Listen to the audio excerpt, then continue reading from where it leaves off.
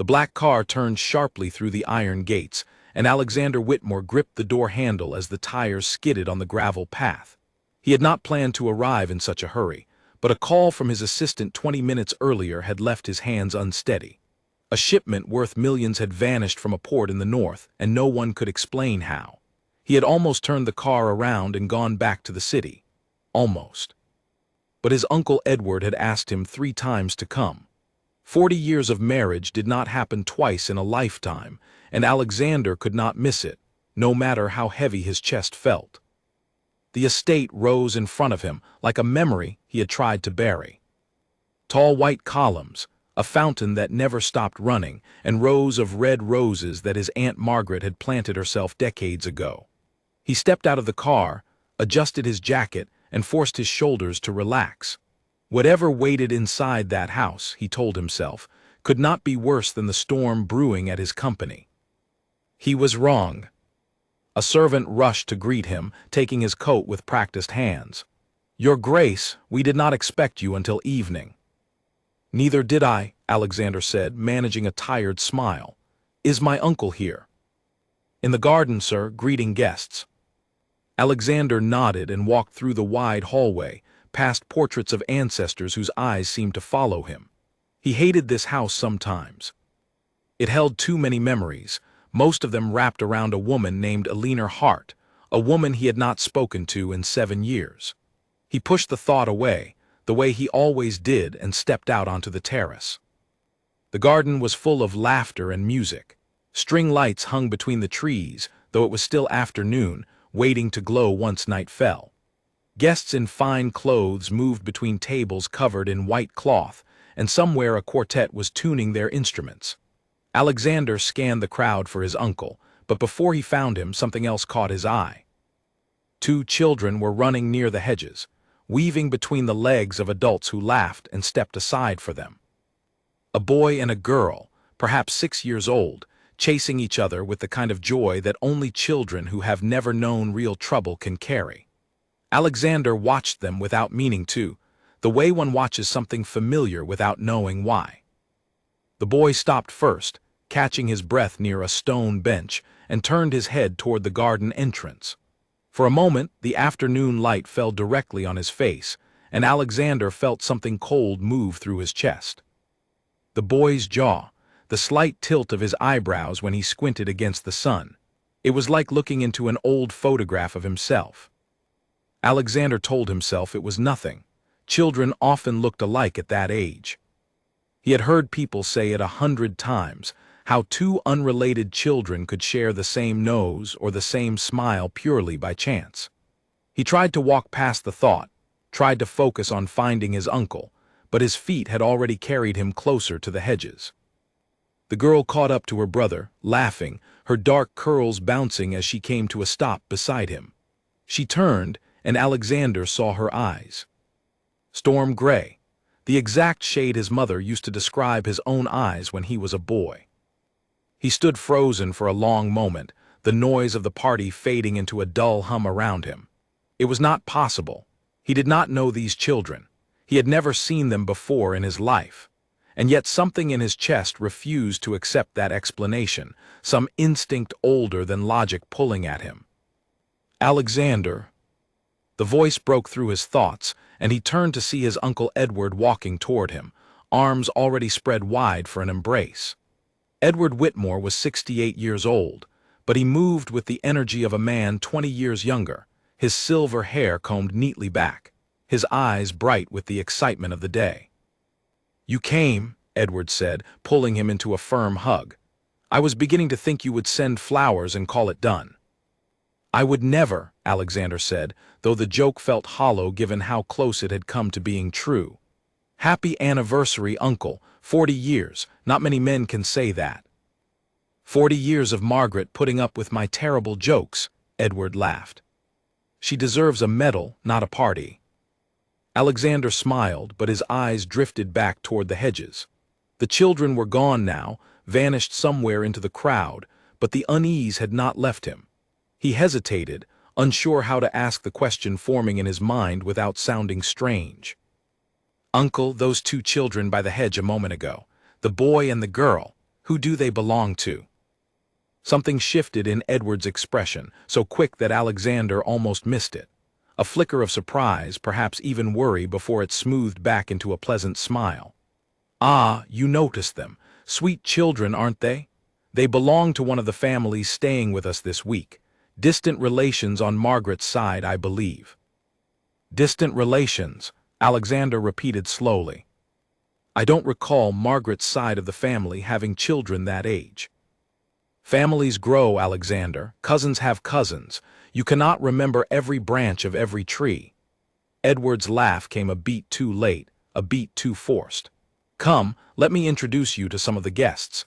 There are people here who would love to speak with the man who saved half his father's company from ruin. Alexander let himself be led away, but the unease sat heavy in his stomach, refusing to dissolve no matter how many hands he shook or how many polite conversations he endured. Something about his uncle's answer had felt rehearsed, like a line practiced in front of a mirror rather than spoken from memory. He spent the next hour moving through the party, nodding at faces he barely remembered, accepting congratulations for business deals he had closed months ago. Somewhere in the back of his mind, the missing shipment from the northern port still gnawed at him, but it felt distant now, smaller than it had that morning. His thoughts kept circling back to the two children and the strange tightness in his uncle's voice. He found himself near the buffet table when he overheard two women speaking in hushed tones near a row of potted plants. He was not trying to listen, but their words caught him before he could walk away. Poor thing, raising two on her own all these years, one woman said, her voice low. You would think the family would have done more.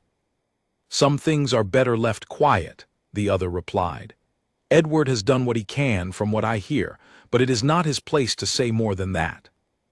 Alexander's step slowed, though he kept his eyes forward, pretending to study the food on the table. The women moved on, their conversation drifting toward something about the flower arrangements, but their words stayed lodged in his mind like a splinter under skin. Raising two on her own, Edward has done what he can. He turned, scanning the garden once more, searching for the woman the two might have been discussing. His eyes moved past groups of guests, past waiters carrying trays of drinks, until they landed on a figure standing near the far end of the terrace, half hidden behind a stone pillar. Eleanor. 7 years had changed very little about her. Her dark hair was pulled back the same way she used to wear it, and she stood with the same quiet stillness he remembered, as though she were always watching a scene from just outside it. She had not seen him yet. She was looking toward the hedges, toward the exact spot where the two children had been running only an hour before. Alexander's heart began to beat faster, though he could not name the feeling rising in his chest. It was not simply the ache of seeing someone he had once loved and lost. It was something sharper, something that made the space between his ribs feel too small to hold his breathing steady. He thought of the boy's jaw, the girl's gray eyes, the women's whispered conversation, raising two on her own. He took a step toward Eleanor, and as if she felt the movement, she turned. Their eyes met across the garden, and for one long moment, neither of them moved. The years between them seemed to collapse into nothing, replaced by a silence that carried more weight than any words could have. Then Eleanor's gaze flickered, just for a second, toward the hedges where the children had vanished and back to Alexander's face.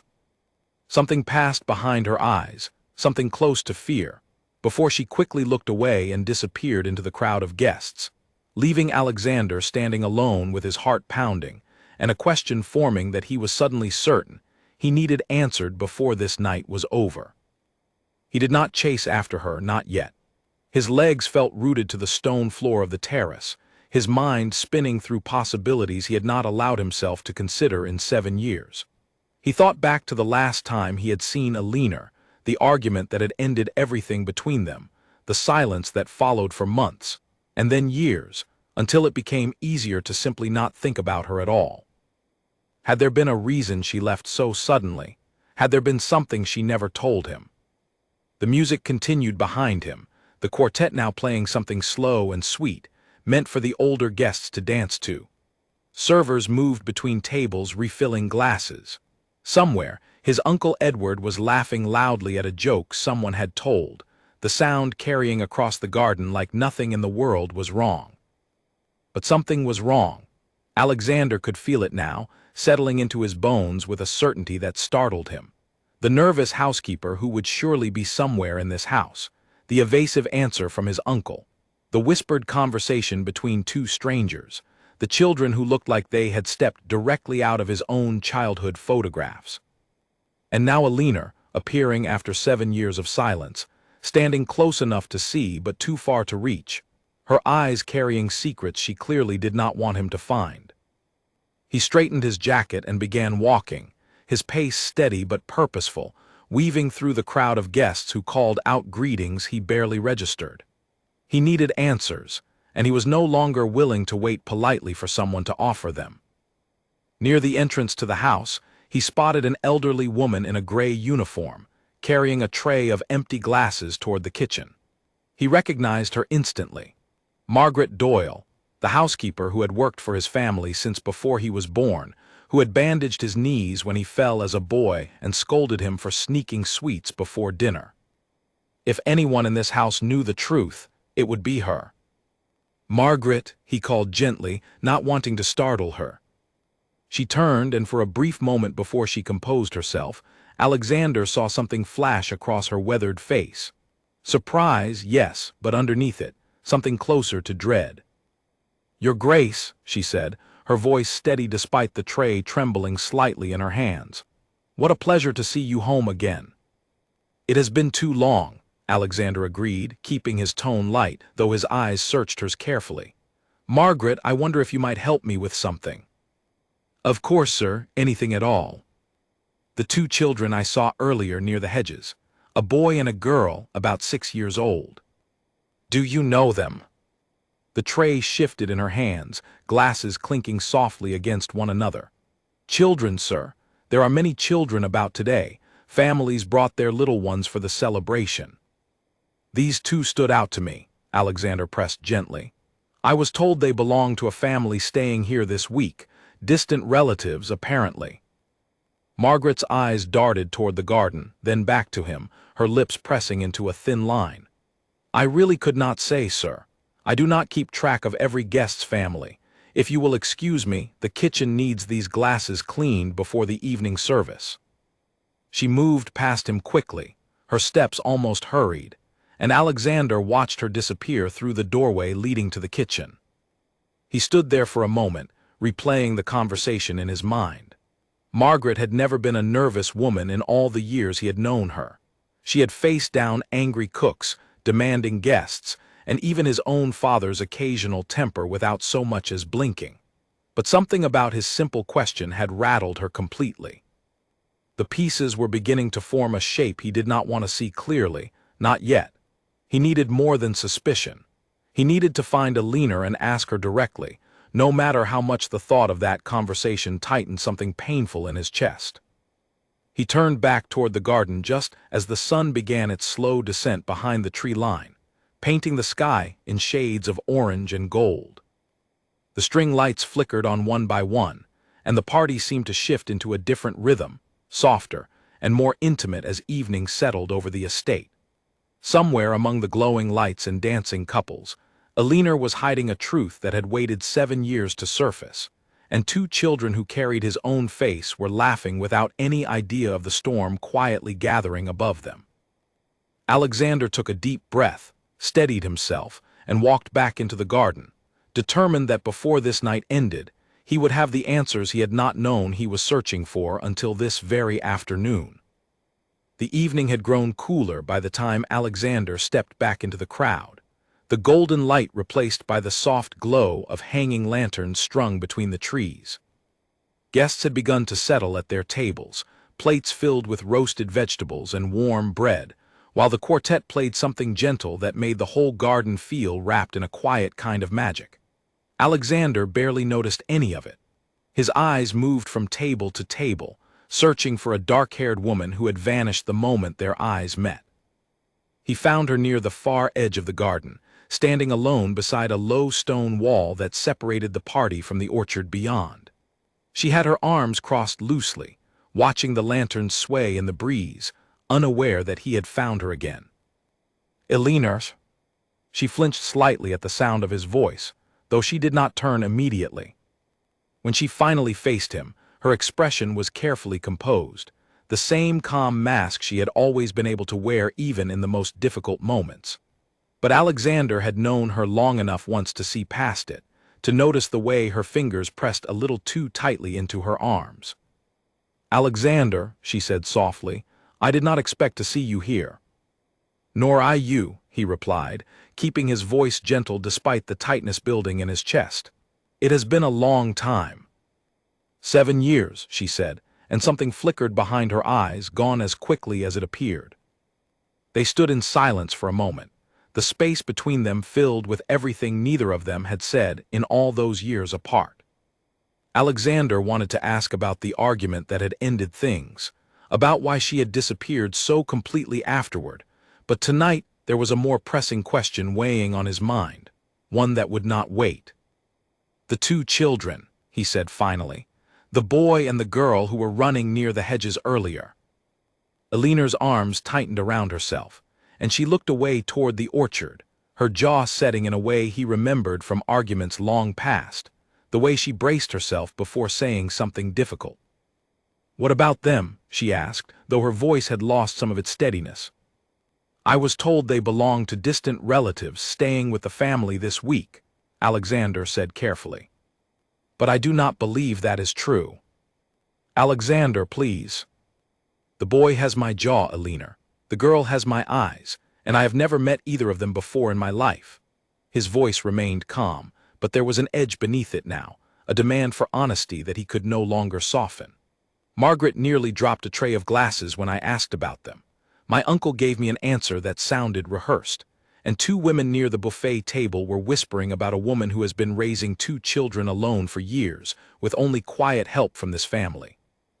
Elinor's face had gone pale, her composure finally beginning to crack. She glanced around the garden as though checking whether anyone else could hear them, before stepping closer, lowering her voice to barely above a whisper. "Not here," she said. "Please, not here." "Then where?" Alexander asked, though his tone had softened slightly at the fear he saw in her eyes. "Elinor, I am not trying to embarrass you or cause a scene. I simply need to understand what is happening." She looked at him for a long moment, searching his face as though weighing whether she could trust him with whatever truth she had been carrying. Finally, she nodded, almost imperceptibly. "There is a small sitting room near the east wing," she said.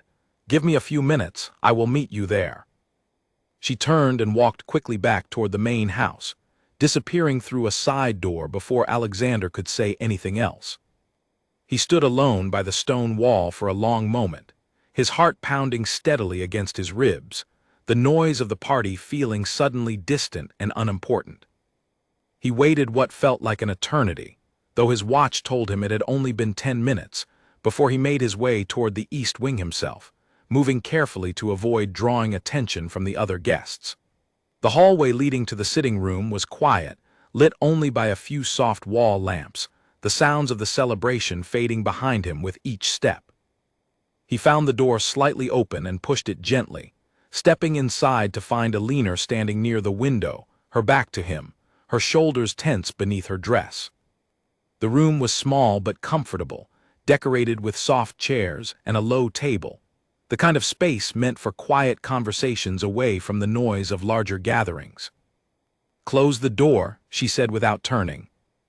Alexander did as she asked, the click of the latch feeling louder than it should have in the tense silence of the room. "Elinor," he said gently, "whatever it is, I need you to tell me." She turned to face him then, and he saw that her eyes were shining with unshed tears, her hands trembling slightly at her sides. She opened her mouth to speak, closed it again, and took a deep breath before trying once more. "Do you remember the last time we spoke?" she asked quietly, "before everything ended between us." "I remember," Alexander said. "We argued about my father's expectations, about the company, about the future. I said things I should not have said." "You did," Elinor agreed, a sad smile touching her lips for just a moment. "But that is not why I left, Alexander, Not entirely.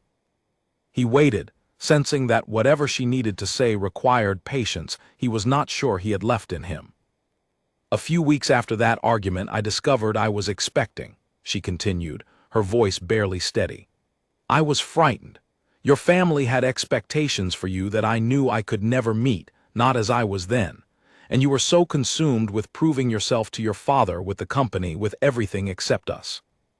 I did not know how to tell you, and I convinced myself that you would see it as one more burden standing between you and everything you were trying to build. Alexander felt the room tilt slightly around him, though he remained perfectly still, his eyes fixed on Alina's face as she continued speaking through her tears. I left the city. I told myself it was temporary, that I only needed time to think, to decide what to do. But the longer I stayed away, the harder it became to imagine coming back and telling you the truth. And then the twins were born, and suddenly it was not just about telling you anymore. It was about protecting them, about making sure they had a stable life, away from scandal, away from the pressure that comes with your family's name. Twins, Alexander repeated softly, the word barely more than a breath. The boy and the girl. Alina nodded, tears finally spilling down her cheeks despite her efforts to hold them back. Oliver and Grace, they are yours, Alexander. They have always been yours. The silence that followed felt endless, stretching between them like a chasm neither one knew how to cross. Alexander's mind raced through 7 years of memories, searching for signs he might have missed, moments when Alina had seemed distant or afraid, moments he had dismissed as simple stress or exhaustion. He thought of the boy's jaw, the girl's storm-gray eyes, and felt something inside him break and rebuild itself all at once. "Why did you never tell me?" he asked finally, his voice rough with emotion he had not expected to feel so intensely. 7 years, Alina. 7 years I could have known my own children. I was afraid, she admitted, wiping at her eyes with trembling fingers. Afraid of how your family would react, afraid of what it would mean for you, for your position, for everything you had worked so hard to build. And as time passed, the fear only grew larger until it felt impossible to imagine breaking the silence. "And my uncle?" Alexander asked, the pieces finally clicking into place with painful clarity. He knew. "That is why he lied to me tonight." Alina hesitated, then nodded slowly. Edward found out about 2 years after Oliver and Grace were born. He recognized something in Oliver's face during a chance meeting in the city, much the way you did today. He confronted me gently, without judgment, and when I explained everything, he offered to help. He has been quietly supporting us ever since, covering school expenses, medical costs, anything we needed, all while keeping his promise to me that he would not reveal the truth until I was ready. Alexander sank into one of the soft chairs near the window, his legs suddenly unable to hold the weight of everything he had just learned. He thought of all the years he had spent building his career, closing deals, proving himself worthy of his father's legacy, while somewhere in the world, 2 children who shared his blood had been growing up without him, laughing and crying and learning to walk and speak, all while he remained completely unaware. "I do not know whether to be angry or grateful," he said quietly, staring at his hands. "Angry that you kept this from me for so long, or grateful that my uncle made sure they were cared for when I could not." "You have every right to be angry," Alina said, moving closer but stopping a respectful distance away. "I made a choice that took something from you that can never be returned. I understand if you cannot forgive that."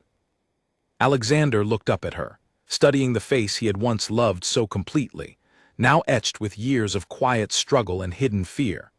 He thought of the 2 children running through the garden, unaware that the man watching them was their own father, unaware that their entire world was about to change. "I need time," he said finally, his voice steadier than he felt. "Time to understand all of this, to think about what it means going forward. But Alina, I cannot simply walk away now that I know the truth. I have missed 7 years of their lives. I do not intend to miss any more." Alina nodded, fresh tears falling as something like relief mixed with fear crossed her face. "They deserve to know their father, Alexander. Whatever happens between us, They deserve that much. Outside the window, the party continued, music and laughter drifting faintly through the glass, entirely unaware of the world that had just shifted inside the quiet sitting room.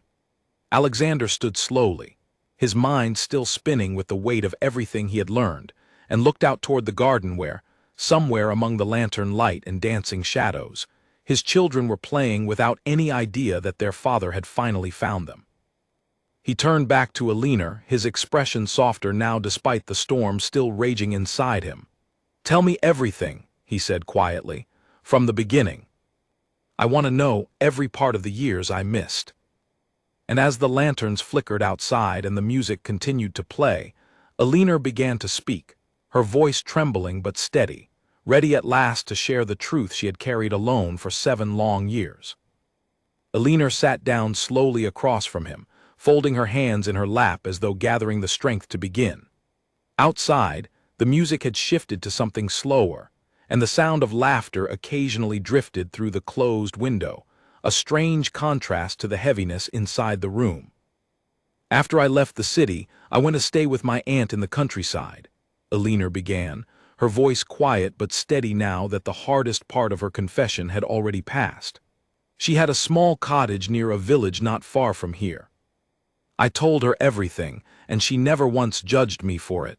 She simply helped me prepare for what was coming." Alexander listened without interrupting, his eyes fixed on her face, memorizing details he had missed for 7 years. "The twins were born on a cold morning in early spring," Alina continued, a small, genuine smile finally breaking through her tears. "Oliver came first, loud and impatient, the way he still is today. Grace followed a few minutes later, quiet and watchful, studying the world before deciding whether to cry about it." Despite the tension still thick in the room, Alexander felt something warm stir in his chest at the image she painted. A life he had never known was happening, unfolding in vivid detail before him now. "I named him Oliver because it felt strong, steady," Alina said. "And Grace because, despite everything, I felt as though we had been given something we did not deserve, and it deserved a name that honored that." "They are beautiful names," Alexander said softly, meaning every word. Alina nodded, wiping at her eyes again before continuing. "For the first 2 years it was only us. My aunt helped as much as she could, but money was tight, and I took whatever work I could find in the village, sewing, teaching small children their letters, anything that allowed me to stay close to Oliver and Grace. It was difficult, Alexander.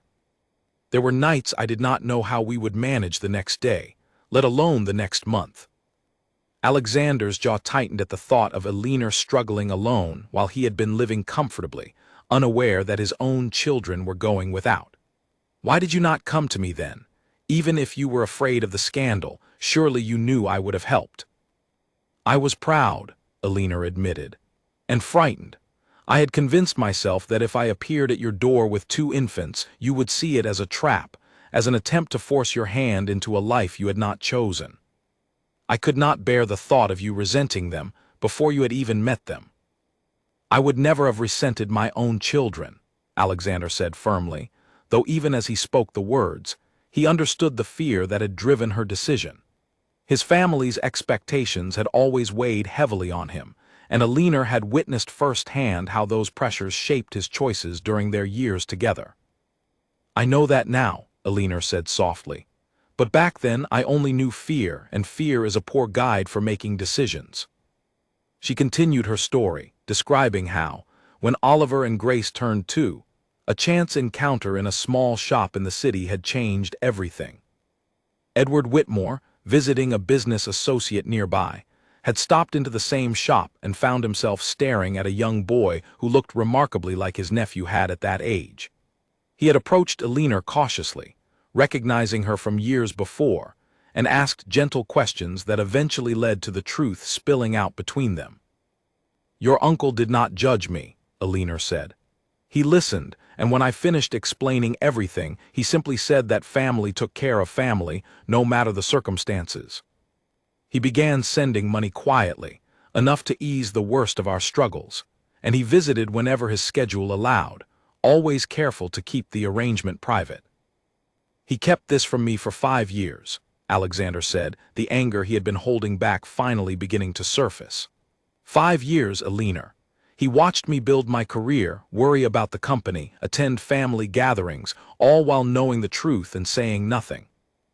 He made me a promise, Alina said gently. He told me it was not his secret to reveal, that the choice belonged to me alone, and he would honor whatever decision I made, even if it meant staying silent for years. I know that is difficult to accept, but please understand, he was trying to protect all of us in his own way. Alexander stood and walked to the window, staring out at the garden below, where lanterns swayed gently in the evening breeze and guests continued their celebration, unaware of the truth reshaping the world just above them. He thought of his uncle's warm embrace earlier that day, the easy laughter, the rehearsed answer about distant relatives. Anger and gratitude tangled together inside him, impossible to separate cleanly. I need to speak with him, Alexander said finally, turning back to face Alina. Tonight, before this goes any further. Alexander, please, consider what this means for everyone involved before you act in anger, Alina said, rising from her chair, worry etched clearly across her face.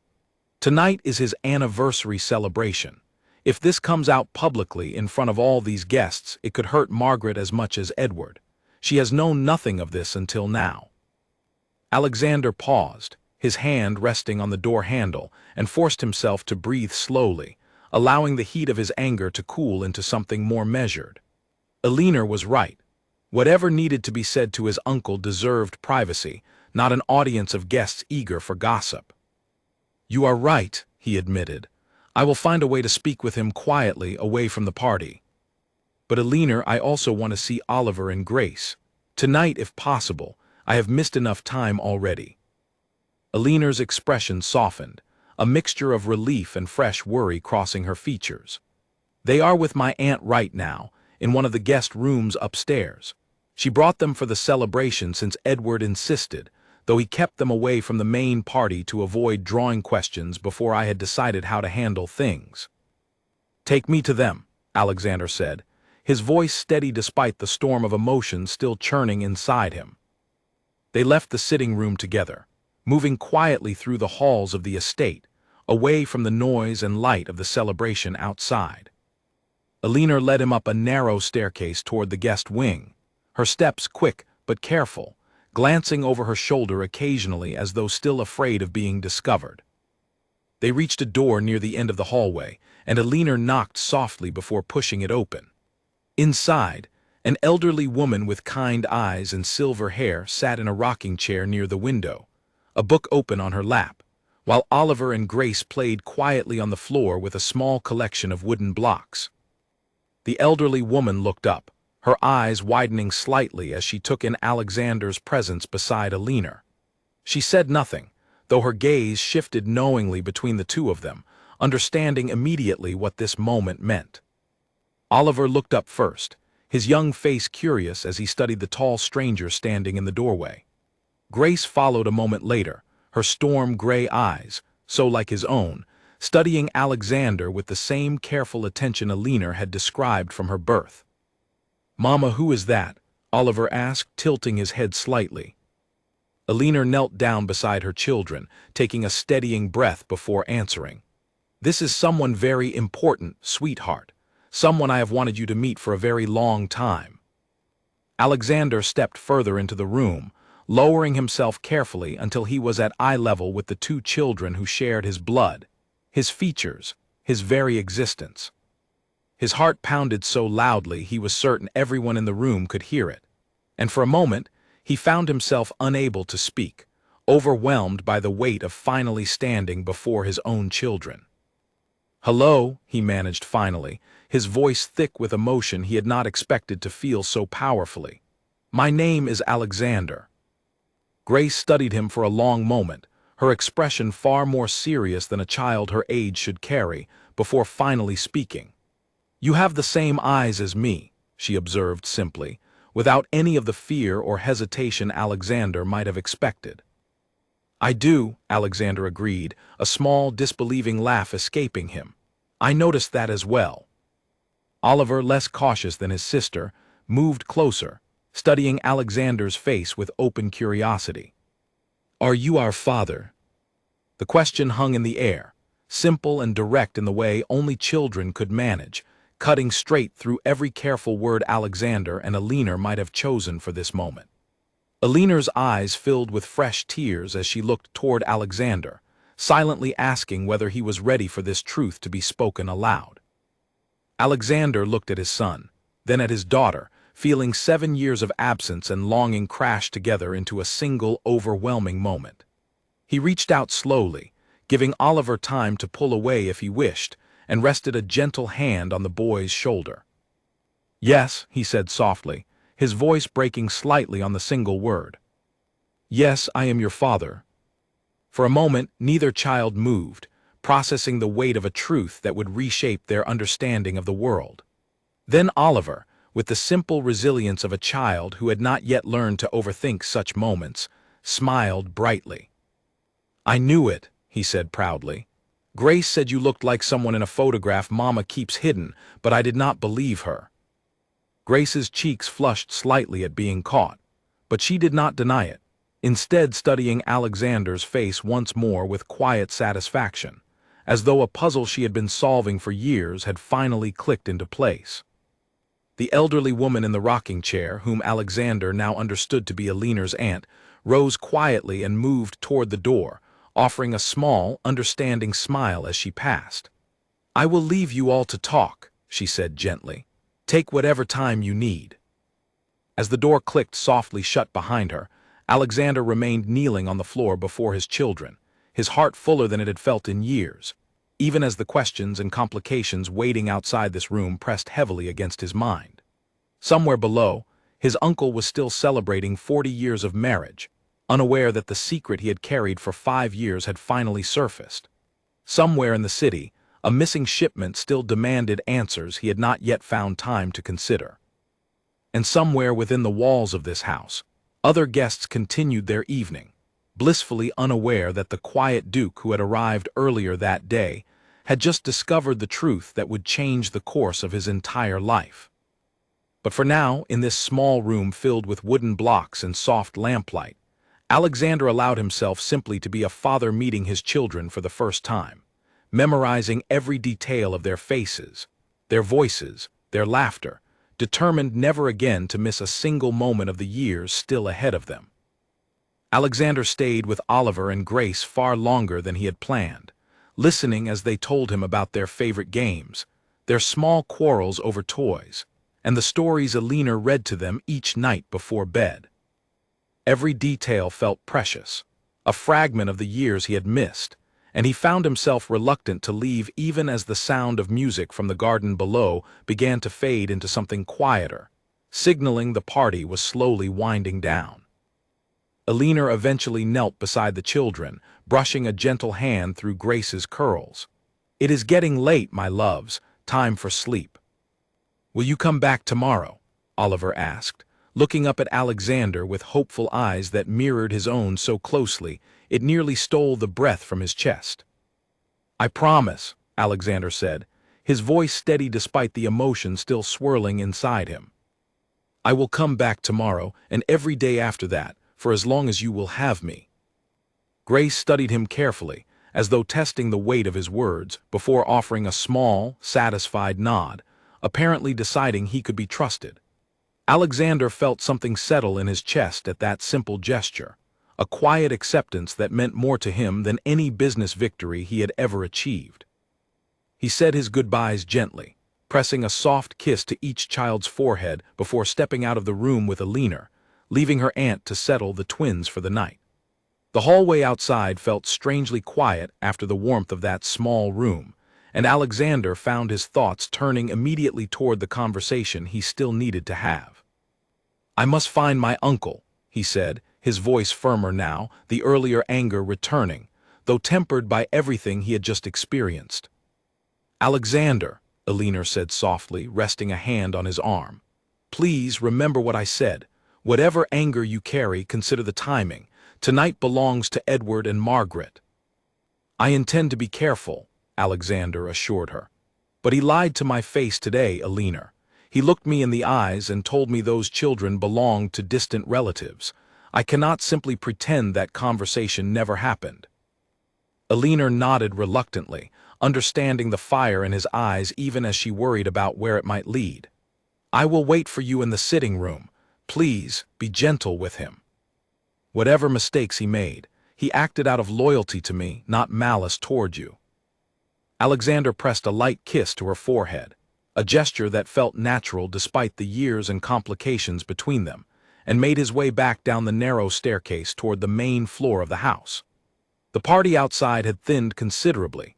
Most guests now gathered near the dance floor for the final songs of the evening, while a few older attendees said their goodbyes near the entrance. He found his uncle near the edge of the terrace, standing alone for once, gazing out at the darkened garden with a contented smile on his face, seemingly reflecting on another successful celebration. Edward turned as Alexander approached, his smile faltering slightly when he registered the expression on his nephew's face.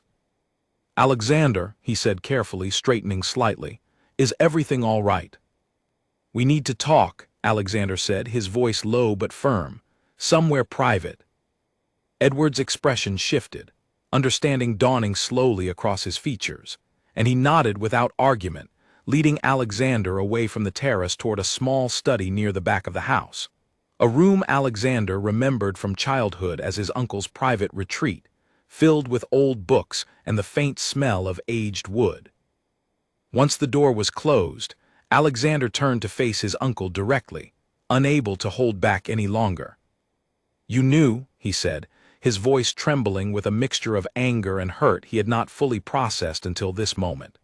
5 years, uncle.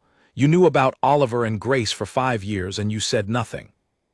Edward's shoulders sagged slightly, though he did not look away, meeting Alexander's gaze with something close to relief, as though a burden he had carried for far too long was finally being set down.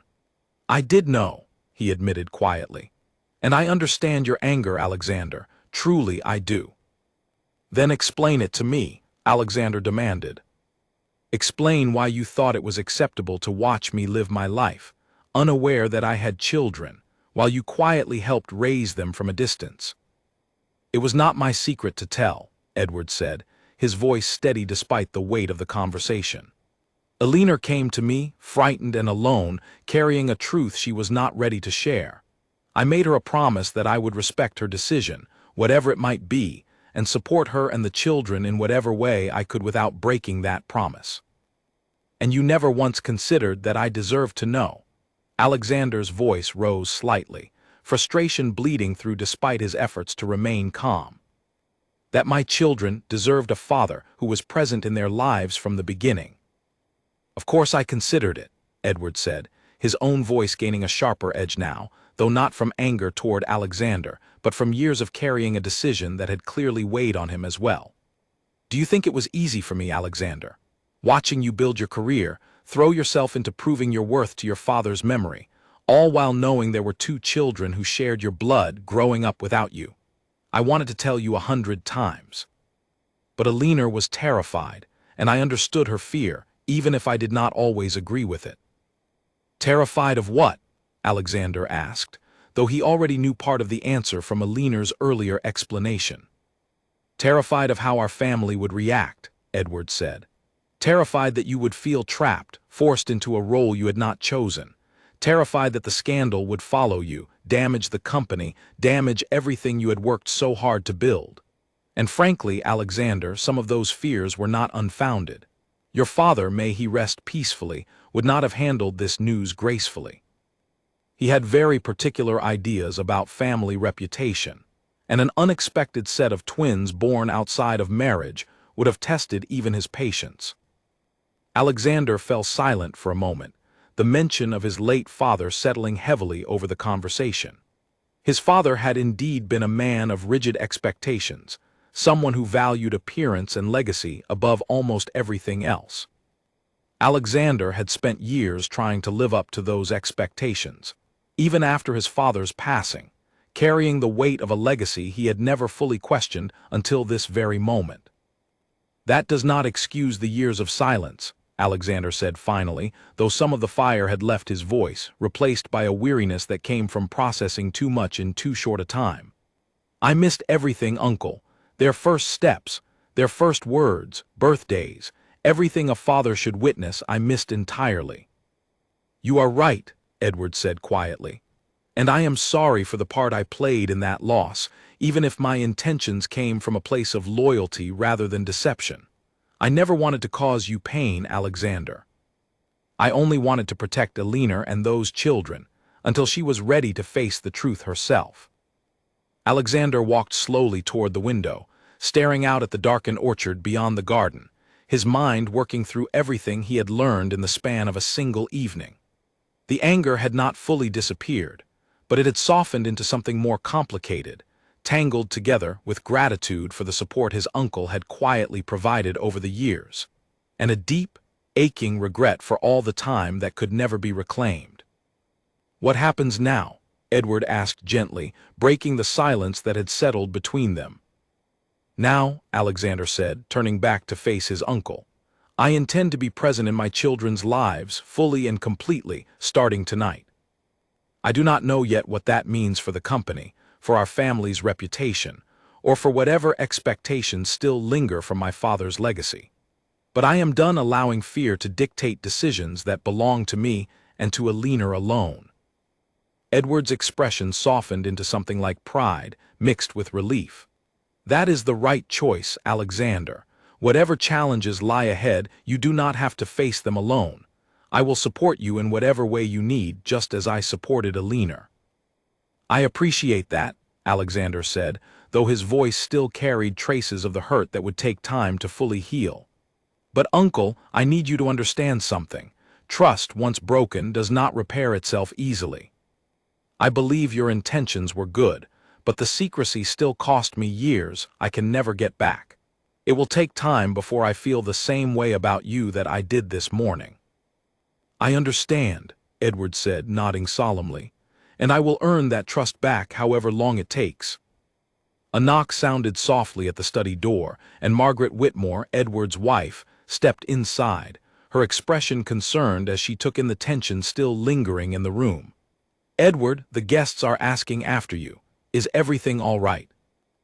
Edward glanced at Alexander, silently asking whether he wished to explain the situation now or wait for a more appropriate time. Alexander shook his head slightly, unwilling to disrupt the remainder of his aunt's celebration with revelations that deserved a calmer setting. Everything is fine, Aunt Margaret, Alexander said, forcing a small, genuine smile despite the exhaustion settling over him. We were simply catching up. Family matters, nothing that cannot wait until tomorrow. Margaret studied him for a moment, her sharp eyes clearly sensing that something significant had occurred, though she did not press further. Very well, but Alexander, please do not disappear again for another 7 years. This family has missed you. I do not intend to, Alexander said, and for the first time that evening he meant those words with a certainty that surprised him. As Edward and Margaret returned to their remaining guests, Alexander lingered in the study a moment longer, allowing himself to process the whirlwind of revelations that had upended everything he thought he understood about his life. He thought of Oliver's bright smile, Grace's careful, searching eyes, and Alina's trembling confession in the small sitting room upstairs. Whatever complications waited ahead, whatever difficult conversations still needed to happen with the wider family, with the company, with the public should the truth ever spread beyond these walls, Alexander found himself unwilling to trade this new reality for the simpler, emptier life he had been living before arriving at this anniversary celebration. He made his way back upstairs, his steps lighter despite the weight of everything still unresolved, ready to find Alina and begin, together, the difficult but necessary work of building a future for their family, one honest conversation at a time. Alexander found Alina exactly where she said she would be, sitting quietly in the small sitting room, her hands wrapped around a cup of tea that had long since gone cold. She looked up as he entered, searching his face for signs of how the conversation with Edward had gone. "How did it go?" she asked softly. Better than I expected, though there is still much to work through, Alexander said, settling into the chair across from her. He explained his reasons. I do not fully agree with his choice to stay silent for so long, but I understand it came from loyalty to you, not from any desire to deceive me. Elinor nodded, relief softening the tension around her eyes. I am glad. I never wanted this to create a rift between the two of you. It will take time, Alexander admitted. But we are family, and family finds a way through difficult moments eventually. Before Elinor could respond, Alexander's phone buzzed insistently in his jacket pocket, the sound cutting sharply through the quiet room. He glanced at the screen, his expression tightening as he recognized the name of his company's chief financial officer, a man who rarely called after business hours unless something urgent demanded attention. I apologize, Alexander said, standing quickly. I need to take this. He stepped into the hallway, pressing the phone to his ear, his earlier calm giving way to a familiar tension as he listened to the voice on the other end. Alexander, I am sorry to disturb you during the celebration, but we have a serious problem. Tell me, Alexander said, his voice sharpening with focus. The missing shipment from the northern port, the man continued. We have traced part of it to a rival company. It appears someone within our own logistics team may have been feeding information to a competitor for months. And there is something else, something more troubling. Go on, Alexander said, his stomach tightening with unease. We received an anonymous message this evening, sent directly to the company's private communication line. Someone claims to have information about your personal life, information they intend to release to the press unless certain business demands are met. They specifically mentioned a woman named Elinor and 2 children. Alexander's blood ran cold, his grip tightening around the phone. What exactly did the message say? It was vague, deliberately so, but clear enough in its implication. They know about the twins, Alexander. And they are threatening to use that information publicly if we do not agree to withdraw from the northern shipping contract that has caused so much tension with our rivals. Alexander closed his eyes briefly, forcing himself to breathe steadily despite the alarm racing through his chest. Only hours ago, he had learned the truth about his own children, and already someone outside this house was attempting to weaponize that truth for personal gain. Send me everything you have on this message, Alexander said firmly. Every detail, every possible lead on who sent it. I want this handled quietly and quickly before it spreads any further. Understood, the man replied. I will have the information sent to your private line within the hour. Alexander ended the call and stood in the hallway for a long moment, his mind racing through the implications of what he had just learned. Someone knew about Elinor and the children, someone with enough resources and connections to threaten his company directly. The list of people who could know such sensitive information was frighteningly short, which meant either someone within his own trusted circle had betrayed him, or someone had been watching Elinor and the twins far more closely than anyone realized. He returned to the sitting room, his expression grave enough that Elinor immediately rose from her chair, concern flooding her features. Alexander, what is wrong? Someone knows, he said quietly, closing the door behind him. About you, about Oliver and Grace. They sent a threatening message to my company this evening, demanding business concessions in exchange for keeping the information private. Elinor's face drained of color, her hands trembling as she pressed them against her mouth. How is that possible? We have been so careful. Only my aunt, your uncle, and now you have known the truth. I do not know, Alexander admitted, his jaw tight with barely controlled anger. But I intend to find out, and quickly. Whoever is behind this will not be allowed to use my children as leverage against my company or against this family. What does this mean for Oliver and Grace? Elinor asked, her voice trembling with fear that had clearly haunted her for years, now finally given a concrete shape. If this becomes public, the scandal, the attention, it could follow them for the rest of their lives. Alexander crossed the room and took her hands gently in his own, meeting her frightened eyes with as much steadiness as he could manage despite the storm building inside him. I will not let that happen, Elinor. Whatever it takes, I will protect them and I will protect you. But I need you to trust me, and I need you to think carefully. Has anyone approached you recently? Anyone asking unusual questions? Anyone showing more interest in your life than seemed normal? Alina thought for a long moment, her brow furrowing as she searched her memory. There was a man, she said slowly. A few weeks ago, near the village where we live, he introduced himself as a journalist working on a story about prominent families in the region. He asked strange questions about my past, about whether I had ever been connected to the Whitmore family. I thought it was simply curiosity, the kind of thing journalists sometimes chase without real substance behind it. I did not think much of it at the time. Do you remember his name? Alexander asked, his mind already working through possibilities. Harrison, Alina said. Harrison Blake, I believe. He gave me a card, though I threw it away shortly after our conversation, uncomfortable with how persistent his questions had felt. Alexander filed the name away carefully, determined to have his security team investigate the moment this celebration concluded. That is likely our source, he said. Or at the very least, a starting point for finding whoever hired him to dig into your past. Hired him? Alina asked, her eyes widening. You believe someone deliberately sent this man to investigate me? It fits, Alexander said grimly. A journalist asking specific questions about a connection to my family, followed weeks later by a threatening message demanding business concessions. This does not sound like a random discovery, Alina. This sounds like someone targeted you specifically. Likely someone within the business world who understands exactly how damaging this information could be if released at the right moment. Alina sank back into her chair, overwhelmed by the sudden collision of her carefully guarded secret with the ruthless world of Alexander's business dealings, a world she had spent years deliberately avoiding. Who would do such a thing?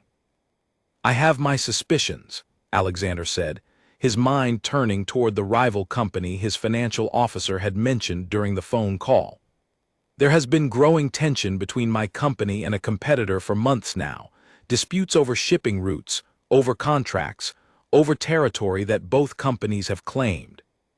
If they discovered a way to pressure me personally, weakening my position while simultaneously gaining leverage over business decisions, it would explain both the missing shipment and this threatening message. What will you do? Alina asked, watching him carefully. Alexander stood and walked to the window, staring out at the now nearly empty garden below, where only a handful of guests remained, saying their final farewells to Edward and Margaret near the terrace. I will handle this the same way I handle every threat against something I value, he said firmly. Carefully, strategically, and without allowing fear to dictate my decisions. I will not bow to their demands, and I will not allow them to use my children as a bargaining tool. But if they release the information regardless, Alina said, worry creasing her forehead, the scandal could still hurt Oliver and Grace, regardless of whether you agree to their demands. Alexander turned back to face her, his expression softening slightly despite the tension still gripping his shoulders.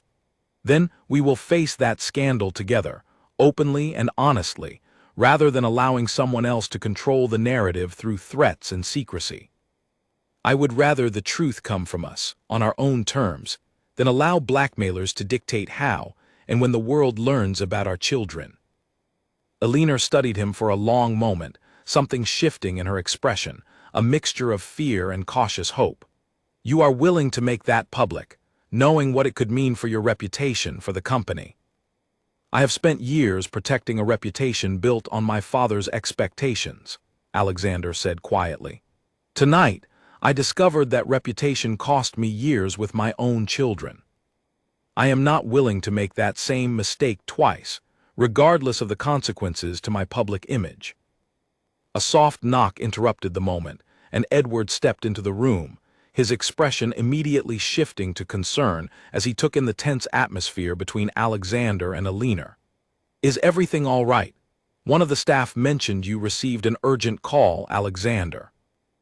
Alexander quickly explained the threatening message, watching as his uncle's expression darkened with the same protective anger he himself had felt only minutes earlier. This is Unacceptable, Edward said firmly. Whoever is behind this will regret targeting this family. I have connections within the security world who specialize in precisely this kind of situation. Let me make some calls tonight. I would appreciate that, Alexander said, grateful for his uncle's immediate support despite the tension still lingering between them from their earlier conversation.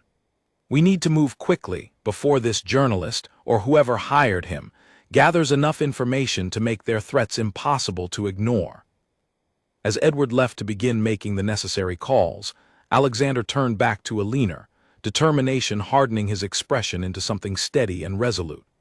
Tonight has already changed everything, he said quietly. I have found my children, confronted the truth my uncle kept from me, and now discovered a threat aimed at tearing this fragile new beginning apart before it has even had a chance to grow. But I promise you, Alina, I will not allow fear or blackmail to define how this story continues. Whatever comes next, we face it together as a family. Alina reached out, taking his hand in hers, a small but significant gesture that spoke louder than any words could manage. Together, she agreed softly, and for the first time since Alexander had arrived at the estate that afternoon, a fragile sense of hope began to settle over the uncertainty still clouding the night ahead.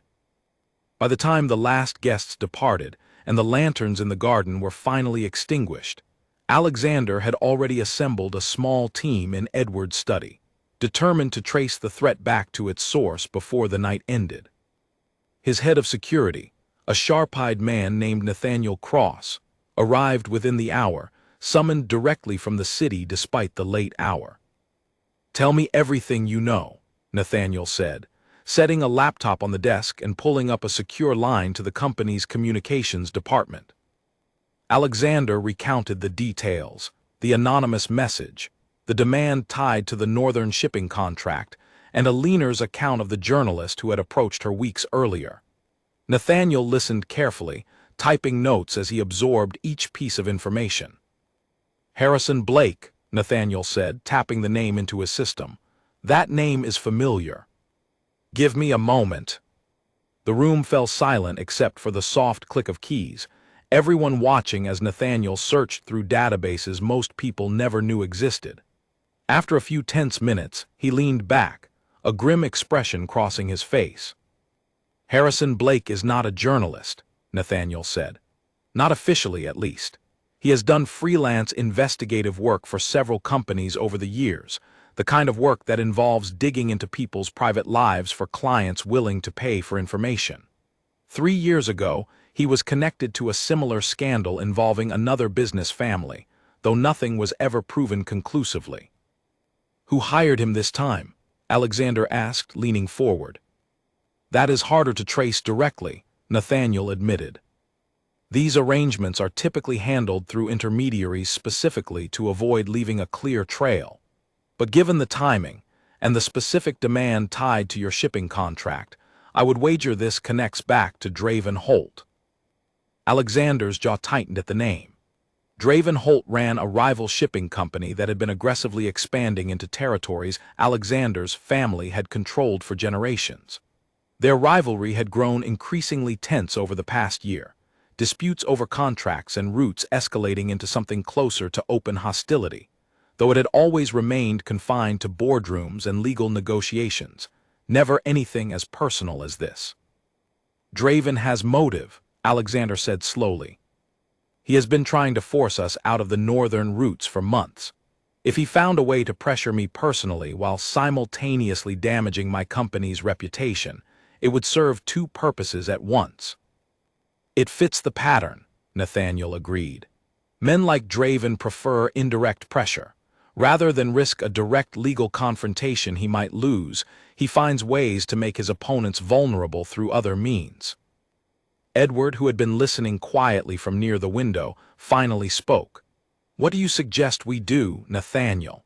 Alexander refuses to bow to their demands, and rightfully so, but we cannot simply ignore the threat either. Nathaniel considered the question carefully before answering.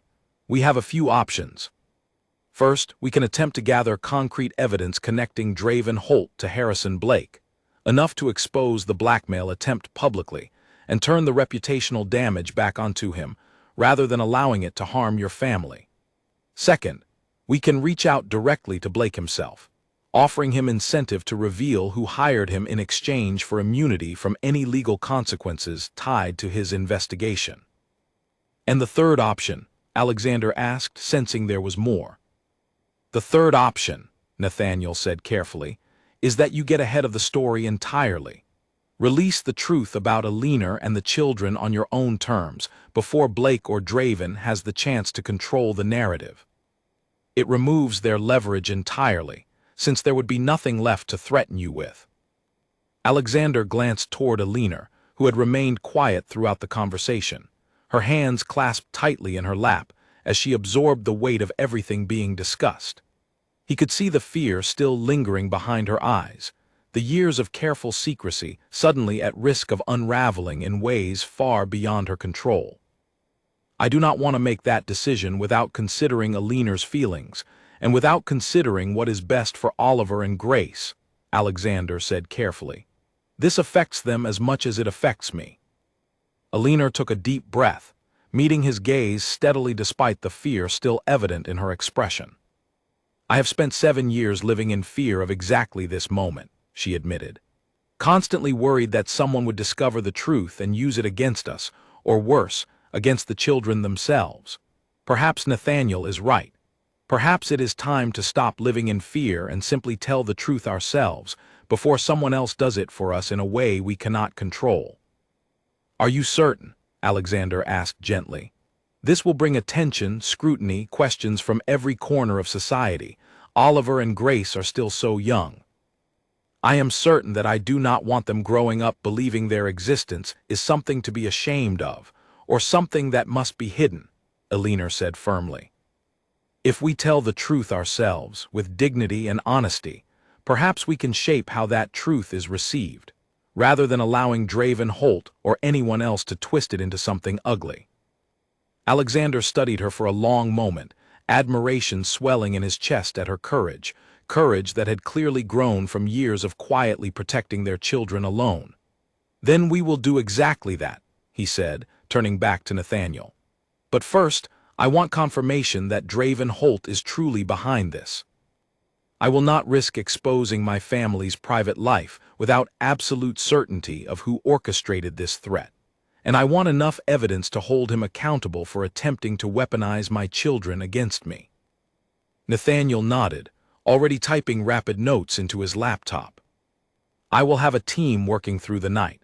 Blake has likely left some trail, whether through payments, communications, or previous associates who might be willing to talk given the right incentive. Give me until morning, and I should have concrete answers.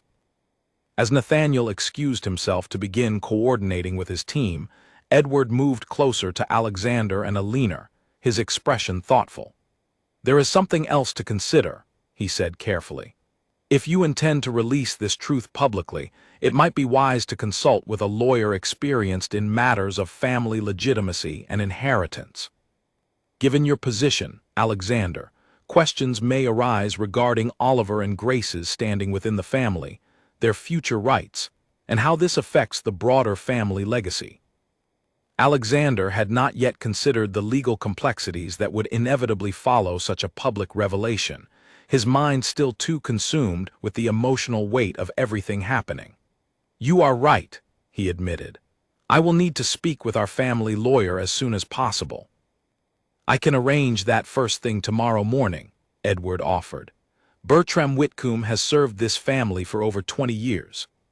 He is discreet, thorough, and will ensure everything is handled properly, both to protect Oliver and Grace's future, and to safeguard the company from any legal vulnerabilities Draven Holt might attempt to exploit. Thank you, Alexander said, gratitude softening some of the earlier tension still lingering between himself and his uncle.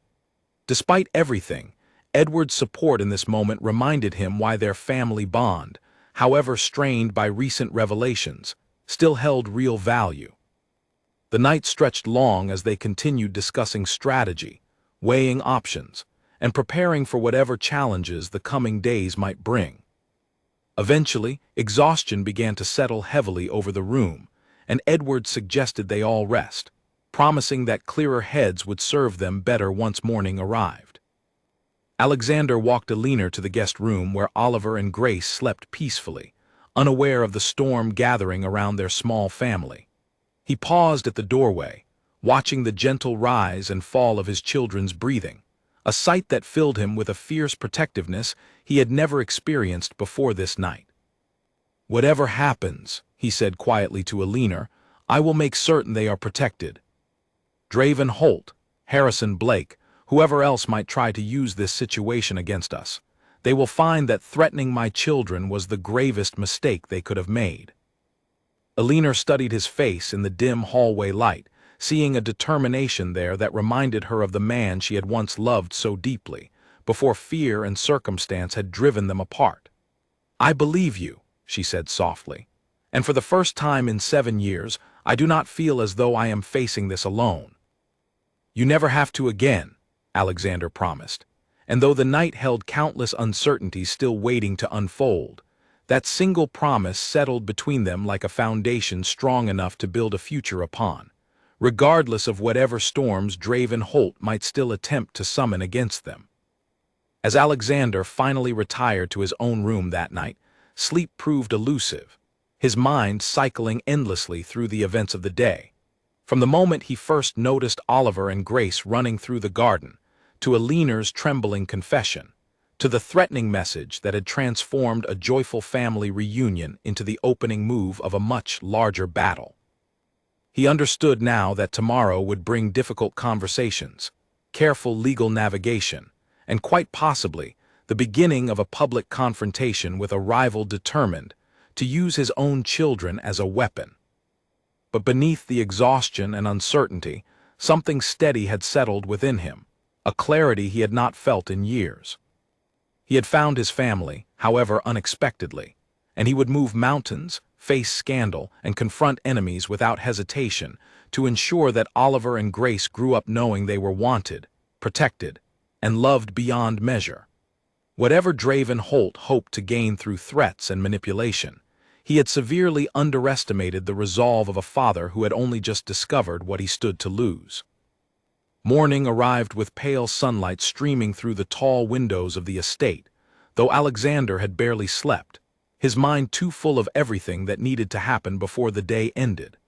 He dressed quickly and made his way downstairs, finding Nathaniel already waiting in the study, dark circles under his eyes suggesting he had not slept at all. "Tell me you have something," Alexander said, closing the door behind him. "We have confirmation," Nathaniel said, turning his laptop screen toward Alexander.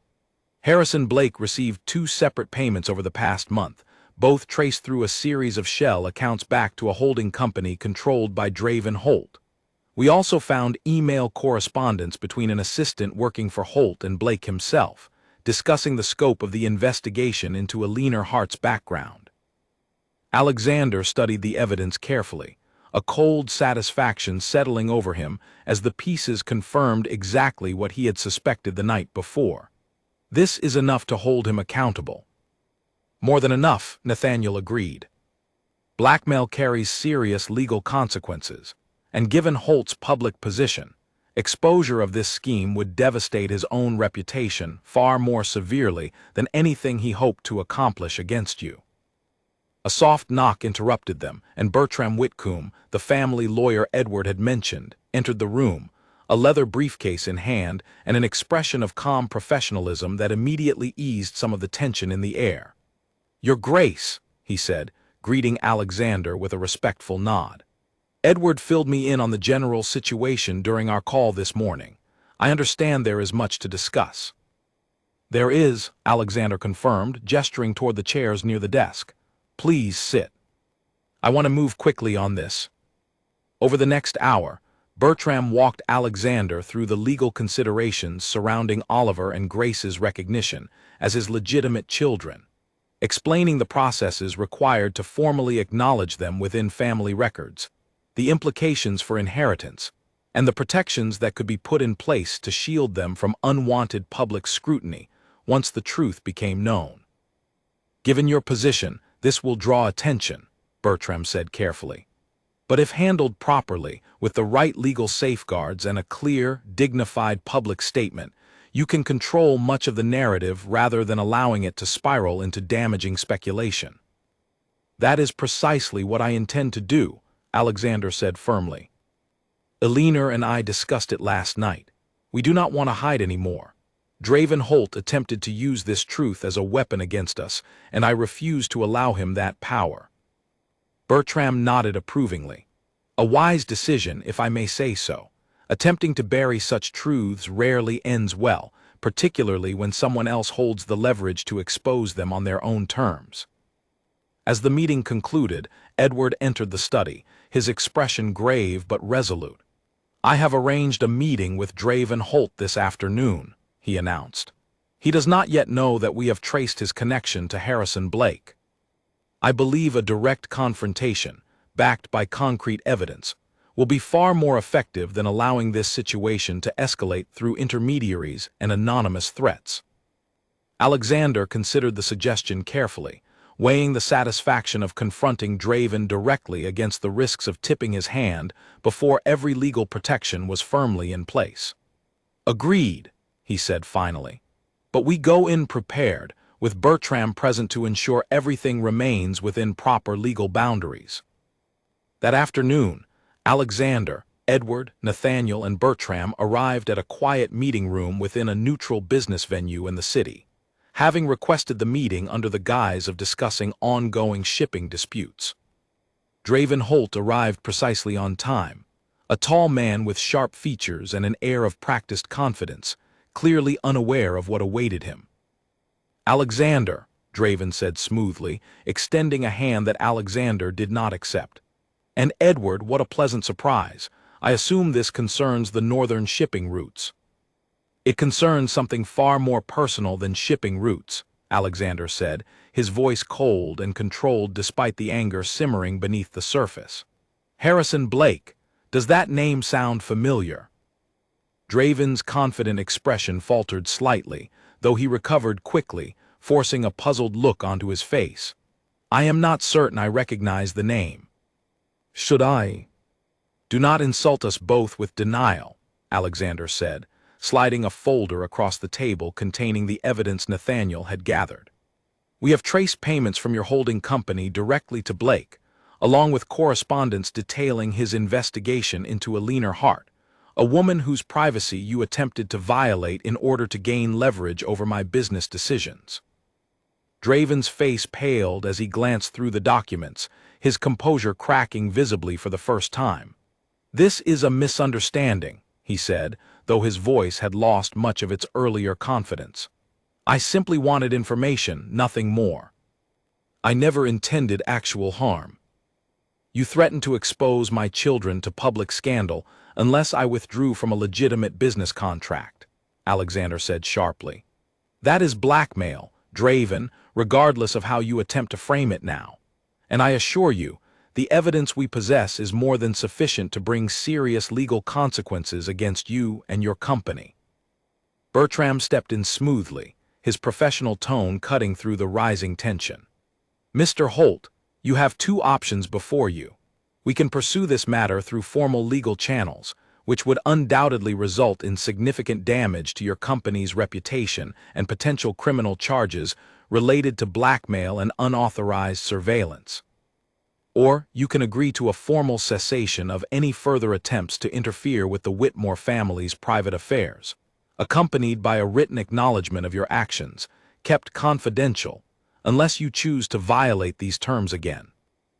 Draven sat in tense silence for a long moment, clearly calculating the potential consequences of each path before him.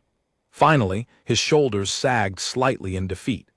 "I will agree to your terms," he said quietly. "I never intended for this to escalate so severely. I saw an opportunity to gain advantage in our business dispute, and I made a serious error in judgment. An error that nearly cost my children their privacy and safety," Alexander said, his voice hard despite the calm satisfaction of watching Draven's confidence crumble entirely. "Consider this a final warning, Draven. Should you ever attempt anything similar again, toward my family or anyone connected to it, I will not extend the same restraint I am showing today." Draven nodded silently, signing the documents Bertram had prepared with visibly trembling hands, the arrogance that had defined him during their previous business dealings entirely absent from the room now. As the meeting concluded and Draven left hastily, clearly eager to escape the humiliation of the confrontation, Alexander finally allowed himself to exhale, the tension of the past day beginning to ease from his shoulders. "That went better than I anticipated," Edward said, a small, satisfied smile crossing his face. "He will not bother us again," Nathaniel confirmed, gathering the documents back into his briefcase. "Men like Draven Holt rely on secrecy and leverage. Once exposed, they rarely have the courage to continue their schemes." Alexander felt a profound sense of relief settle over him, though it was quickly followed by the realization that this victory, while significant, was only one piece of the larger transformation still unfolding in his life. The threat against Alina and the children had been neutralized, but the truth of their existence still needed to be shared with the wider world, on their own terms, with the dignity and care they deserved. "Thank you all," Alexander said sincerely, looking between Edward, Nathaniel, and Bertram. "I could not have handled this without your support." "Family looks after family," Edward said simply, a phrase that carried new weight given everything Alexander had learned over the past day. "Now, let us return home. I imagine Alina is anxiously awaiting news of how this confrontation unfolded." As they made their way back toward the estate, Alexander found his thoughts turning toward the future, toward the public announcement that would soon reshape how the world perceived him, and more importantly, toward the years ahead that he intended to spend making up for the time lost with Oliver and Grace. Whatever challenges still remained, whatever scrutiny might follow once the truth became public knowledge, Alexander felt more prepared than ever to face them, secure in the knowledge that his family, in all its unexpected complexity, was worth every difficulty that lay ahead. 2 weeks passed before Alexander felt everything was finally in place for the announcement he and Alina had decided to make together. Bertram had carefully prepared the legal documentation recognizing Oliver and Grace as Alexander's children, ensuring their future was protected regardless of how the public reacted to the news. Nathaniel's team had confirmed that Draven Holt had honored the agreement, retreating quietly from any further interference, his earlier arrogance replaced by a cautious silence that suggested he understood exactly how close he had come to serious consequences. During those 2 weeks, Alexander had spent every possible moment with Alina and the twins, splitting his time carefully between necessary business obligations and the precious hours he now considered far more important than any contract or shipping route. He learned that Oliver loved building elaborate towers out of anything he could find, insisting that Alexander help him construct increasingly ambitious structures each evening. He discovered that Grace had a quiet fascination with the stars, often asking thoughtful questions about the night sky that reminded him so much of his own childhood curiosity that it brought unexpected tears to his eyes more than once. Alina, too, had softened during those weeks, the years of guarded fear slowly giving way to something more open and hopeful. She and Alexander spent long evenings talking after the children had gone to sleep, carefully rebuilding the trust that had once existed between them, addressing old wounds from their initial separation with an honesty neither had been ready for 7 years earlier. "I am nervous," Alina admitted one evening, sitting beside Alexander on the terrace overlooking the garden where this entire journey had begun. "Once this becomes public, everything changes. Reporters, questions, judgment from people who have never met Oliver or Grace and know nothing about their lives." "I understand your fear," Alexander said gently, taking her hand in his. "But we will face it together, and we will make certain the story told is one of truth and love, not scandal and shame. Our children deserve to grow up knowing their existence is something to be proud of, not hidden." Alina squeezed his hand, drawing strength from his steady presence. "You have changed, Alexander. The man I knew 7 years ago was so consumed by his father's expectations, so focused on proving himself worthy of a legacy that never seemed to satisfy him." This version of you feels different. Discovering I had two children I never knew existed has a way of reshaping one's priorities, Alexander said, with a small, wry smile. I spent years chasing approval from a legacy that could no longer even acknowledge my efforts, while missing the chance to build something far more meaningful with my own family. I do not intend to make that mistake again. The day of the announcement arrived on a bright autumn morning, the estate grounds once again filled with activity, though this time for a far more intimate gathering than the anniversary celebration weeks earlier. Alexander had arranged a small, carefully managed press conference, inviting only a handful of trusted journalists known for fair and respectful reporting, determined to control the narrative with dignity rather than allowing sensationalized speculation to define his family's story. Alina stood beside him on the terrace, Oliver and Grace holding hands between them, dressed simply but neatly, their expressions a mixture of curiosity and nervousness at the small crowd gathered before them. Edward and Margaret stood nearby, offering silent support, while Nathaniel remained watchful near the edges of the gathering, ensuring everything proceeded smoothly and securely. Alexander stepped forward, clearing his throat as the assembled journalists quieted, cameras ready to capture whatever announcement had prompted this unusual gathering. He had rehearsed his words carefully over the past 2 weeks, wanting to convey both the truth and the love behind it without allowing the moment to feel like a defense or an apology. "Thank you all for being here today," Alexander began, his voice steady despite the nervous flutter in his chest. "I have called this gathering to share something deeply personal, something that has transformed my life in ways I could never have anticipated.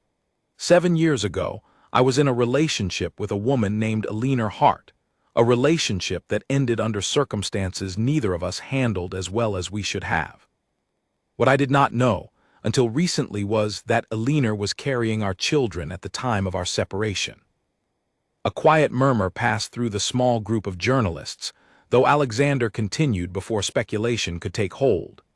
"These are my children, Oliver and Grace," he said, gesturing gently toward the twins, who stood a little straighter under the sudden attention, though Alina's steady presence beside them offered visible comfort. Alina made the difficult choice to raise them privately, believing at the time that it would protect both them and myself from the pressures and expectations that come with our family's position. I understand and respect the courage that decision required, even as I deeply regret the years I missed with my own children." He paused, allowing the weight of his words to settle before continuing. "I want to be clear that Oliver and Grace are, and always will be, fully recognized as my children, with all the love, support, and legal standing that comes with that truth. Alina and I are committed to raising them together, and we ask that the media and public extend to them the same respect and privacy that any child deserves, regardless of the circumstances of their birth or the family into which they were born."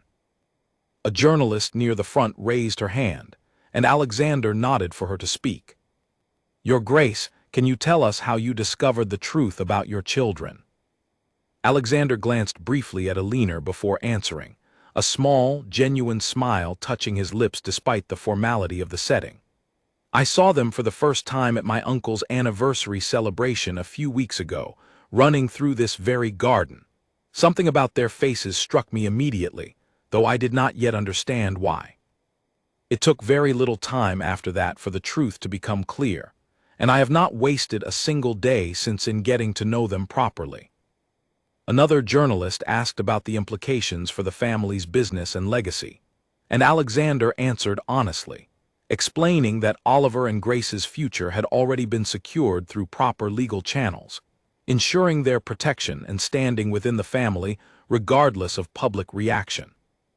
He spoke of his uncle's quiet support over the years, framing it not as deception, but as loyalty during a difficult and uncertain time for Alina, careful to present the story with the nuance and complexity it truly deserved.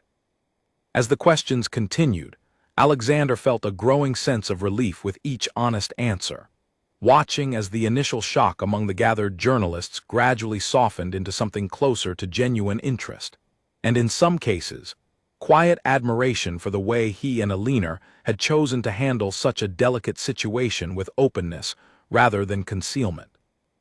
When the press conference finally concluded, the journalists dispersing to file their stories, Alexander turned to find Oliver tugging gently at his sleeve, his young face curious despite the formality of the morning. "Papa, why did all those people want to take pictures of us?" Alexander knelt down to meet his son's eyes, a warmth spreading through his chest at hearing himself addressed with that title for the first time. "Because you and your sister are very important to me, and now the whole world knows it too," he said gently. "There is nothing to be afraid of. Your mother and I will always protect you both, no matter what." Grace, standing quietly beside her brother, studied Alexander with the same thoughtful expression she often wore before finally speaking. "Does this mean we get to stay here now, with you and Uncle Edward and Aunt Margaret?" Alexander looked toward Alina, silently asking the question that had been forming in his own mind over the past 2 weeks, a question he had not yet found the right moment to voice aloud. Alina met his gaze, understanding immediately, and gave a small, encouraging nod. "Would you like that?" Alexander asked his daughter gently. "Living here, closer to the estate, where I could see you and Oliver every single day." Grace's serious expression finally broke into a wide, delighted smile, so different from her usual careful reserve that it caught everyone nearby off guard. "Yes," she said simply, "I would like that very much." Oliver, never one to hold back his enthusiasm, threw his arms around Alexander's neck, nearly knocking him off balance in his excitement. "Can I have the room with the big window, the one that looks out at the garden?" Alexander laughed, a genuine, unrestrained sound that felt foreign after so many years of careful, measured responses to nearly everything in his life. "Any room you like," he promised, holding his son close, savoring the simple, uncomplicated joy of the moment. Over the following weeks, Alina and the twins gradually settled into life closer to the estate. Moving into a comfortable home Alexander had arranged nearby, close enough for daily visits but private enough to allow Alina the independence she had grown accustomed to over the years. Alexander restructured much of his business schedule, delegating more responsibilities to trusted members of his team, determined never again to allow ambition to overshadow the family he had so nearly missed entirely. The relationship between Alexander and Alina evolved slowly and carefully, both of them mindful of the pain their earlier separation had caused, unwilling to rush into anything before fully rebuilding the trust and understanding that had once brought them together. But with each passing week, spent watching Oliver's towers grow more elaborate and listening to Grace's endless questions about the stars, something familiar and warm began rekindling between them, patient and unforced, exactly as it needed to be. Edward and Margaret embraced their newly discovered grandniece and grandnephew with open arms, Margaret in particular delighting in spoiling the twins with treats and stories, insisting they visit the estate as often as possible. The tension that had briefly strained Alexander's relationship with his uncle gradually eased as well, replaced by a deeper understanding between the two men, forged through the shared challenges they had faced together in protecting Alina and the children from Draven Holt's schemes. One evening, several months after the initial press conference, Alexander stood once again on the terrace overlooking the garden, watching as Oliver and Grace chased fireflies across the lawn while Alina laughed nearby, her joy no longer shadowed by years of hidden fear. He thought back to the day he had arrived at this estate, reluctant and consumed by business concerns, never imagining that a simple anniversary celebration would unravel into the most significant discovery of his entire life. Edward joined him quietly on the terrace, following his nephew's gaze toward the garden below. "You seem different, Alexander," he observed. "More settled somehow than I have seen you in years." "I am," Alexander agreed, a genuine smile touching his lips as he watched his children's laughter carry across the evening air. "For so long, I measured my worth by what I could build, what I could prove, what legacy I could leave behind. I never realized the most important legacy I could create was already waiting for me, hidden away out of fear and circumstance, until a simple celebration brought it directly into my path. Sometimes the things we search hardest for are not found through effort or ambition, Edward said thoughtfully, but through simply being present enough to notice them when they finally appear.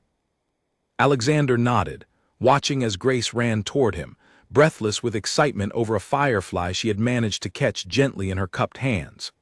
"Papa, look," she called, holding her hands up carefully to show him the small, glowing insect inside. "Beautiful," Alexander said, crouching down to admire her discovery, feeling a fullness in his chest that no business success had ever quite managed to provide. As Grace released the firefly back into the evening air, watching it drift upward toward the darkening sky, Alexander understood, perhaps for the first time in his life, exactly what it meant to have everything that truly mattered gathered together in one place, finally and completely whole. A year passed, carrying with it changes so gradual and steady that Alexander sometimes found himself marveling at how completely his life had transformed since that fateful anniversary celebration. Oliver and Grace had grown taller, their personalities blooming further with each passing month. Oliver now the unofficial leader of every game played among the children who visited the estate, and Grace developing a genuine passion for astronomy that led Alexander to convert an unused room in the main house into a small observatory just for her. The relationship between Alexander and Alina had continued its slow, careful progression, built now on a foundation far sturdier than the one that had crumbled 7 years earlier. They had learned to communicate honestly, addressing small disagreements before they could grow into larger misunderstandings, determined not to repeat the silence that had once torn them apart. On a quiet evening in early spring, beneath the same trees where the twins had once run and first caught Alexander's attention, he asked Alina to marry him, not with grand spectacle, but with the simple sincerity of a man who finally understood what mattered most in his life. Alina had cried, laughing through her tears as she said yes, and the wedding that followed months later was intimate, attended only by close family and friends, a stark contrast to the elaborate anniversary celebration that had once dominated these same grounds. Oliver served proudly as ring-bearer, taking his responsibility with such serious determination that it drew gentle laughter from the assembled guests, while Grace scattered flower petals with the same quiet focus she brought to everything she did. Draven Holt, true to the agreement reached in that tense meeting room, had remained entirely absent from their lives since, his company quietly retreating from the aggressive tactics that had once defined his business approach. Occasionally, Alexander heard news of Draven's continued struggles within the shipping industry, his reputation never quite recovering from whispers that had somehow reached certain influential circles despite the confidentiality of their original agreement. Alexander suspected Nathaniel had ensured, through careful and legal means, that Draven's attempted blackmail had not gone entirely without consequence, though he never asked directly, content to let that particular chapter remain closed. Harrison Blake, the investigator who had first uncovered Alina's connection to the family, had eventually reached out to Alexander directly, offering a formal apology and full cooperation in exchange for the immunity Bertram had originally proposed. Alexander had accepted the offer, recognizing that Blake had simply been a hired instrument in Draven's scheme rather than the true architect behind it, and the matter had concluded quietly, without further complications for anyone involved. Margaret, delighted beyond measure by the addition of 2 grandnieces and grandnephews to spoil, had taken to teaching Grace how to bake, the 2 of them spending countless afternoons in the estate kitchen, flour dusting Margaret's apron while Grace carefully measured ingredients with scientific precision that made Margaret laugh warmly at the seriousness her young companion brought to even the simplest recipes. Edward, meanwhile, had become Oliver's favorite storyteller, weaving elaborate tales of family history during long evening walks through the orchard, careful always to include the twins as central characters in stories about courage, family, and belonging. The public interest that had initially surrounded the revelation of Oliver and Grace's existence had gradually faded, replaced by simple acceptance as the family settled into their new rhythm, largely due to the honest and dignified way Alexander and Alina had chosen to handle the initial announcement. Occasionally, articles would surface reflecting on the story, though most now focused on the heartwarming aspects of a father embracing his children fully rather than any lingering scandal. A narrative shift that brought Alina tremendous relief after years of fearing exactly the opposite outcome. Alexander had also made significant changes within his company, restructuring his role to allow far more time at home, while still maintaining the careful oversight necessary to protect the business his family had built over generations. He often reflected, during quiet moments watching Oliver and Grace play in the garden, on how close he had come to missing this entirely, how easily the demands of ambition and legacy might have kept him permanently distant from the family that now formed the very center of his existence. One afternoon, nearly 18 months after that first anniversary celebration, Alexander found himself once again standing on the terrace, watching Oliver attempt to teach Grace how to properly throw a ball across the lawn, her aim considerably better suited to counting stars than athletic pursuits, much to Oliver's exaggerated frustration and eventual laughter. Alina joined him quietly, resting her head against his shoulder as they watched their children together. "Do you ever think about how differently things might have turned out?" Alina asked softly. "If you had not come to the anniversary celebration that day, if you had stayed in the city dealing with the shipment crisis instead?" Alexander considered the question carefully before answering, his arm wrapping gently around her shoulders. "I try not to dwell on it too often," he admitted. "But yes, sometimes the thought crosses my mind, how close I came to missing all of this simply because of scheduling and business obligations. It makes me grateful, in a strange way, for whatever fortunate circumstance ensured I made the choice to attend that day." "I am grateful as well," Alina said, watching as Grace finally managed to catch one of Oliver's gentler throws, her triumphant cheer carrying across the garden. "Though I confess, there were moments during that celebration when I nearly convinced myself to keep the children hidden away upstairs entirely, avoiding any risk of you discovering the truth before I felt ready to share it." "I am glad you did not," Alexander said, pressing a gentle kiss to the top of her head. "Though I understand the fear that drove that instinct, we have come a long way since then." "We have," Alina agreed, a contented smile settling over her features as she watched their children continue playing in the fading afternoon light. "And I would not trade this life, this family, for anything in the world, regardless of how complicated the path here may have been."